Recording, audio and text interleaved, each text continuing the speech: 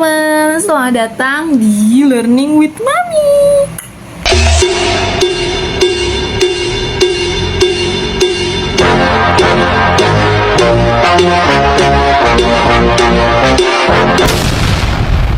Nah, teman-teman tahu nggak, Indonesia berperan aktif dalam mewujudkan pembangunan berkelanjutan atau Sustainable Development Goals atau yang biasa dikenal dengan SDGs. Jadi, kemarin aku sudah sempat mewawancarai seorang expert di bidang ini, namanya Pak Parit. Nah, beliau ini dari WALHI Indonesia nih teman-teman. Kita belajar bareng seputar penanganan perubahan iklim. Bagi teman-teman yang penasaran, tonton videonya ya. Jadi krisis iklim itu harus dilihat bukan dihasilkan oleh semua manusia itu, karena tidak semua manusia. Nah, di WALHI itu kita menyebutnya dua. Kalau bicara krisis iklim, ada dua pihak yang harus bertanggung jawab. Satu, negara-negara industri. Jadi Amerika itu udah memproduksi hampir 500 miliar ton CO2 sejak 1751 sampai 2017. Amerika ya. Nah, yang kedua, Uni Eropa peringkat kedua itu kira-kira sekitar 300 lebih miliar ton CO2. Lalu Cina yang ketiga. China. Nah, sekarang sejak 2020 itu dibalik, Cina yang pertama, Amerika yang kedua, India yang ketiga, Uni Eropa keempat. Ada pergeseran. Nah, yang kedua yang kita harus lihat itu adalah perusahaan multinasional. Itu yang disebut oleh WALHI sebagai carbon major. Carbon major itu perusahaan-perusahaan gede di dunia yang memproduksi lebih dari 70% emisi global. Nah, jumlahnya ada kurang lebih 108 perusahaan. Dan 108 itu kalau di klasifikasi ada 4 sektor batubara. Makanya ormas keagamaan yang ngomong batubara ini baca data ya. Kedua, minyak bumi. Ketiga, gas. Keempat, semen. Nah, batubara itu udah ada yang gugat. Petani Peru namanya Pak Saul, salah satu perusahaan batubara terbesar berkantor di Jerman, itu digugat oleh petani dari Peru. Saya pernah ketemu dengan Pak Saul 2 kali sih ketemu. Dulu ketemu di Mesir waktu konferensi perubahan iklim. Nah, kedua, minyak itu juga udah digugat oleh masyarakat di Belanda. Dan minyak yang perusahaan yang digugat adalah Shell. Masih tahu Shell. Yang ketiga, semen. Nah, semen itu digugat oleh 4 orang pulau pari dari Indonesia, dari Kepulauan Seribu. Jadi kalau perusahaan batubara namanya RWE, namanya Jerman, susah banget, panjang. Apa namanya? Saya juga nggak hafal.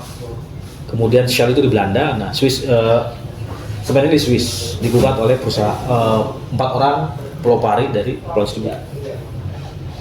Nah, ini perusahaan yang 4 komoditas yang jadi penyumbang emisi terbesar. Jadi kalau menjawab pertanyaan nomor pertama, apa penyebab krisis iklim?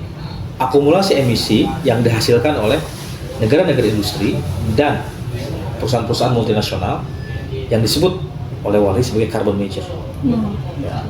Jadi carbon major itu dia memproduksi lebih dari 70% emisi global. Kenapa nggak setiap orang? Gini, Mbak, tadi dari rumah ke sini naik apa? Kereta. Sebelum naik kereta? Naik ojek? Tidak. Naik ojek? Motor. Oh. Silakan. Motor pribadi itu ngeluarin emisi nggak? Ngeluarin. Tapi kenapa nggak dimasukkan di dalam tulisan atau data krisis iklim? Karena emisi yang kita keluarin itu kecil sekali, sedikit.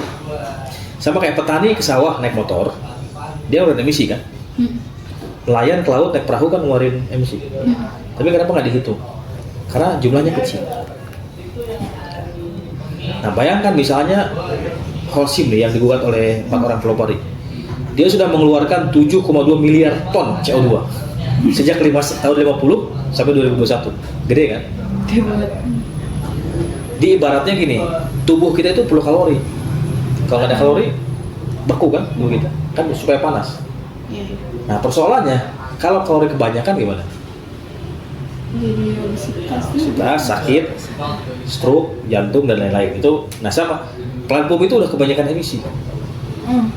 Kira-kira gitu. Maka karena kebanyakan emisi, planet ini sakit. Itu yang disebut oleh kita sebagai krisis iklim. Dulu disebutnya pemanasan global, sekarang pendidihan global. Mendidih. Kira-kira gitu ya, ini jawaban. Tapi kan kalau misalkan yang tadi Bapak mention soal negara-negara industri kayak gitu kan, mereka juga kan ngasih pendanaan gitu nggak sih Pak di UNFCCC gitu? Mereka itu sebetulnya sejak lama ngasih pendanaan, tapi ada yang utang. Mereka tuh punya hutang ke kita karena apa? Mereka mengurus sumber daya alam kita. Betul. Jadi mereka itu harus membayar apa yang disebut oleh kita tuh kehilangan dan kerusakan, loss and damage. Gitu. Nah, loss and damage ini sekarang sedang kita perjuangkan di dalam apa ya namanya? Bukan sekarang, sejak udah 30 tahun lalu, tapi baru disahkan di Mesir tahun 2022 waktu saya di sana. Nah, itu jadi perjuangan panjang. Jadi loss and damage itu negara-negara industri dan perusahaan apa namanya, carbon major itu harus membayar apa yang hilang dan rusak dari masyarakat di negara selatan. Gitu. Bukan mereka ngasih utang lagi, justru mereka punya utang, Anda harus bayar gitu ke negara-negara yang rusak. Karena misalnya nih Eropa, dia ngeruk batu bara untuk revolusi industri dari mana? Dari Afrika, dari Amerika Latin. Terus mereka mengeruk berlian di Afrika. Mereka ngambil rempah-rempah dari Indonesia. Jadi gitu. Mereka tuh punya utang apa yang disebut utang ekologis atau utang iklim. Jadi ibaratnya saya ini pengusaha, saya ngambil apa misalnya berlian di kebunnya kawan-kawan nih, saya keruk aja kebunnya. Saya punya utang kan sebenarnya, kenapa? Karena merusak kebunnya kawan-kawan. Saya untung dapat berlian, tapi kawan-kawan hancur kebunnya. Nah, maka saya sebagai orang yang ngeruk itu, saya harus bayar utang. Dan saya harus berhenti, tidak boleh ngeruk lagi karena bumi udah rusak, udah sakit-sakitan. Paham ya? Logika. Nah, kalau lanjut yang kedua nih, ada di perkembangan kasus perubahan iklim di Indonesia. Nah, jadi kalau untuk di Indonesia sendiri, kasus perubahan iklim di Indonesia itu gimana sih dalam beberapa tahun terakhir, dan kasusnya itu maksudnya gimana? Kasus hukum atau non hukum? Kayak perubahan iklimnya gimana gitu? Okay. Kayak mungkin ada wilayah yang paling terkena dampaknya gitu? Ya,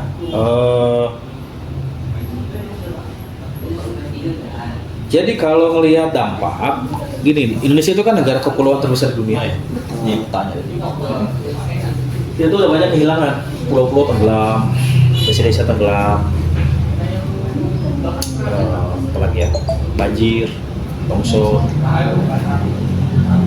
Nah, ini contoh nih, pulau tenggelam itu kita catat lebih dari 26.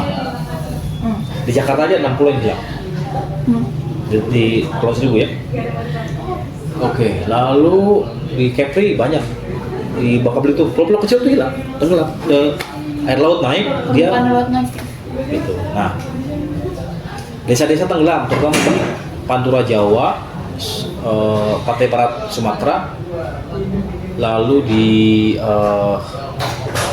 pokoknya perbatasan Samudra Hindia lah sih. Itu banyak pulau-pulau yang tenggelam. Nah, banjir dan longsor itu dihitung, kalau kita hitung sejak tahun 2000 sampai 2019 itu terjadi lebih dari 5.000 kali dan membunuh lebih dari 10.000 orang. Dan yang paling parah, lebih dari 30 juta orang harus mengungsi. Jadi kalau ada banjir dia kan harus mengungsi. Jumlah 30 juta orang ini dia lebih besar daripada jumlah korban perang. Jadi kalau kayak Ukraina, berapa sih korban perangnya? Nyampe nggak 2 juta? Nggak nyampe. Di kita itu pengungsi iklim lebih dari 30 juta orang. Jumlah pengungsi terbesar di dunia. Nah itu. Makanya kawan-kawan di Pulau Pari itu mengambil upaya menggugat Holcim ke pengadilan di Swiss. Bisa itu saya kawal ya, secara persidangan, dan saya tahun lalu saya ke Swiss. Kalau respon pemerintah sendiri dari misalkan dari banyaknya ada bencana alam kayak gini tuh gimana? bisnis, bre. bencana iklim banyak, bisnis. Apa yang dilakukan? Bangun tanggul laut. Shit. Orang mau laut jadi susah. Apalagi bikin mobil listrik. Apa yang terjadi? Tempatnya Pak Yudi itu hancur tuh kampung dia. Dia orang Maluku Utara, hancur di keruk nikelnya. Nah, kami di Wali menyebutnya itu solusi palsu, false solution.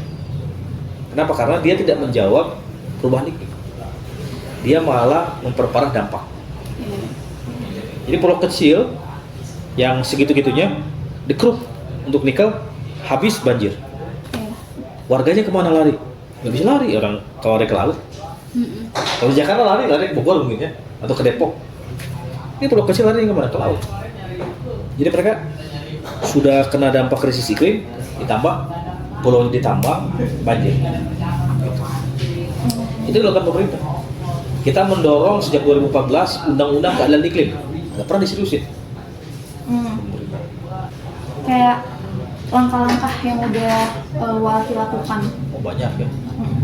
Tadi satu, kita mendorong RUU keadilan iklim, rancangan undang-undang keadilan iklim, karena kita belum punya itu. Yang kedua, di internasional Walhi mendukung gugatan 4 orang Pulau Pari melawan Holcim. Itu ada 3 tuntutan. Satu, Holcim harus menurunkan emisi sebesar 69% pada 2040. Kedua, Holcim harus membayar dana adaptasi untuk 3 hal. Satu, menanam 22 juta lebih bibit mangrove di Pulau Pari. Yang kedua, menaikkan tembok untuk menghalangi kenaikan air laut. Ketiga, untuk meninggikan rumah. Lalu tuntutan yang ketiga adalah Holcim harus membayar dana loss and damage. Nah, itu 3 itu masuk di dokumen pengadilan di Swiss. Oke, yang lain yang udah Walhi kerjakan, tentu kita mendorong sejumlah gugatan juga di dalam negeri. Walhi bisa menggugat PLTU di Jawa Barat, di Cirebon. Oke, yang lain Walhi juga menggugat kebakaran hutan yang tidak diantisipasi dengan baik oleh pemerintah. Lalu yang lain, Walhi tentu menggelar pendidikan untuk generasi muda ya, membangun kesadaran mengenai keadaan iklim. Banyak sekali seperti yang dilakukan. Gitu. Dari banyak yang kayak udah dilakukan gitu, Walhi ada berkolaborasi sama pihak lain nggak? Ya pasti. Gugatan iklim itu kita dengan jejaring internasional dari banyak negara. Jerman, Swiss, Inggris, Belanda, Austria, mana lagi ya? Banyak negara. Kalau sama kayak NGO-NGO di sini? Kalau di Indonesia, Walhi ini kan organisasi tertua. Iya. Ya, tahun 80 kan jadi kan. Jadi banyak anggota kita. Oh. Coba siapa sebutkan? Banyak begini di nasional itu banyak organisasi itu anggotanya Walhi.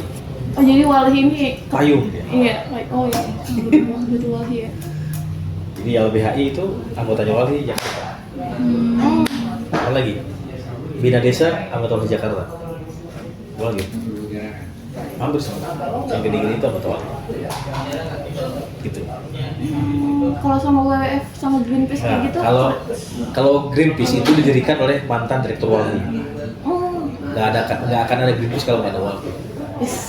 Karena gitu sejarahnya gitu. Pendiri Greenpeace pertama siapa? Pak Emi, mantan direktur Walhi. Kalau WWF itu dia karena impor ya, kita nggak punya hubungan kelembagaan. Mungkin ketemu dalam beberapa forum tapi nggak, karena dia impor ya, dari luar negeri. Tapi dengan yang ada di Indonesia itu kita berjejaring dan banyak kan mereka anggota. Kalau dari sekian banyaknya permasalahan kayak gini tuh apa sih tantangan terbesar buat Walhi? Tantangan terbesar? Kayak dalam usaha untuk menangani perubahan iklim kayak gini. Yang satu tentu berasal dari negara. Kalau negara selama ini tidak punya keberpihakan menyelamatkan kehidupannya adik-adik nih. Jadi usianya berapa? 22. 2040 usianya berapa? 2040 38. Pada tahun itu puncak dari krisis iklim. krisis air, krisis pangan, panas makin menyengat, banjir, longsor, sungai-sungai mengering, laut meluap, mau apa kita jawab. Solusinya adalah kita harus mendesak negara menyediakan regulasi yang melindungi. Karena kalau pilihannya child free, padahal tadi udah diwawancara bahasa Inggris, itu akan mengalami krisis kelahiran seperti Jepang, Eropa. Itu mereka udah nyesel saya. Jadi pilihannya adalah hak kawan-kawan sebagai generasi muda itu harus dituntut, diminta. Tahun lalu saya ke satu pulau kecil di perbatasan Jerman sama Denmark. Ada satu pulau kecil namanya Fellworm Island. Fellworm Island itu adalah satu pulau yang terdampak krisis iklim. Di dalamnya ada beberapa keluarga yang hidup ratusan tahun di situ. Nah, di antara penduduk itu ada perempuan, dulu masih SMP, namanya Sophie Bexon. Sophie Bexon ini merasa pulaunya itu nggak baik-baik saja karena kalau udah masuk musim badai itu ya hancur semua. Perkebunannya, peternakannya, pulaunya itu terendam air. Maka dia bersama 3 keluarga di situ menggugat ke pengadilan negeri. Karena dianggap pemerintah Jerman itu nggak punya aturan yang melindungi hak mereka. Digugatlah itu ke pengadilan negeri, ditolak gugatannya. Mikir dia, kok bisa ditolak ya? Tapi nggak putus semangat. Apa yang dilakukan? Dia kumpulin itu 8 orang anak muda, ya anak-anak muda SMP SMA, bayangkan. Mungkin kalau di dalam Islam tuh ada cerita soal Ashabul Kahfi ya. Iya. Kalau di dalam perjanjian baru atau perjanjian lama itu ada 10 sleepers, 9 orang yang tidur di gua. Itu ada di cerita. Nah, jadi ada 9 pemuda yang tidur di gua. Dia mengkonsolidasi 8 orang anak muda, termasuk si Sophie itu perempuan. Karena dia kalah sebelumnya, strategi yang kedua, anak muda. Apa argumen utamanya? Argumen utamanya adalah kita sebagai generasi muda punya hak untuk hidup layak pada masa yang akan datang. Ini kata 9 orang ini. Gugatlah nih ke MK-nya, Mahkamah Konstitusi Jerman. Kan kalau di sana nggak ada sang paman kan? Kalau kita kan ada sang paman. Di sana nggak ada sang paman, digugatlah itu pemerintah Jerman ke MK, menang. Apa perintahnya MK Jerman? Pemerintah Jerman harus segera menyusun undang-undang perlindungan iklim. Karena Sophie menggugat dan menang di pengadilan Jerman, atau di MK Jerman, pemerintah Jerman diperintahkan menyusun undang-undang perlindungan iklim, dan sekarang itu setiap sektor transportasi apa semua itu ada target harus menurunkan emisi. Secara umum Jerman harus menurunkan emisinya 50% sampai 2030. Bayangkan anak muda. Adik kita di Indonesia itu harusnya langkah itu tuh muncul dari generasi muda. Harusnya ya. Saya ketemu langsung. Saya tunjukin fotonya ya. Ada nih.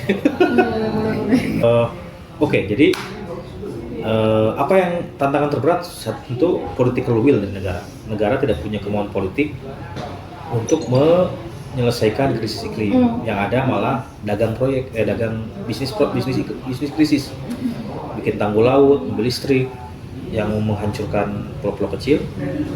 Apalagi pokoknya banyak proyek-proyek yang tidak sejalan dengan upaya menyelamatkan masyarakat dari krisis iklim gitu. Nah, itu yang disayangkan. Padahal kalau kita mau bicara mengenai keadilan iklim, regulasinya dulu yang harus dibangun ya, supaya selamat masyarakat tidak terkena dampak dari krisis iklim. Nah, maka yang kita dorong adalah tadi rancangan undang-undang keadilan iklim gitu. Itu yang pertama dari negara. Yang kedua tentu dari masyarakat ya, yang belum ngeh gitu, belum menganggap kita ini gawat darurat, dan kita ini apa ya namanya, kita ini intinya berada di ambang kepunahan kira-kira gitu. Nah, maka karena masyarakatnya belum begitu, saya Walhi mendorong apa yang disebut dengan pendidikan untuk generasi muda, dibangunlah kesadaran kritisnya gitu. Karena kalau enggak, ya wassalam kita, itu tidak akan selamat, toh.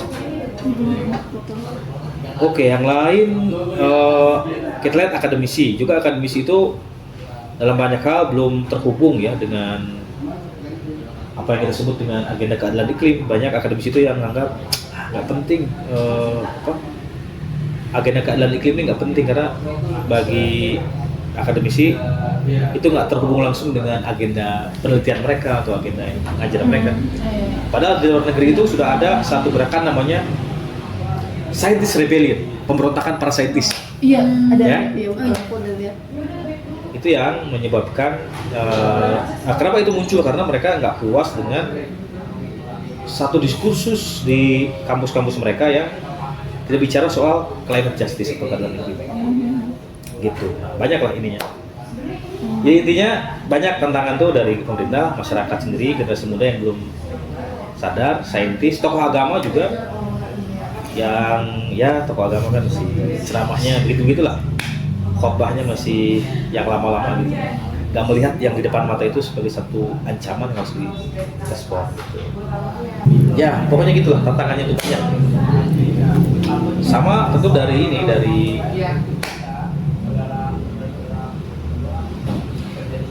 secara umum lembaga pendidikan yang masih menganggap isu keadilan iklim itu satu yang jauh dari pendidikan. Padahal kalau kita lihat anak-anak kecil yang terdampak banjir, terdampak panas, itu yang sebetulnya sangat terancam.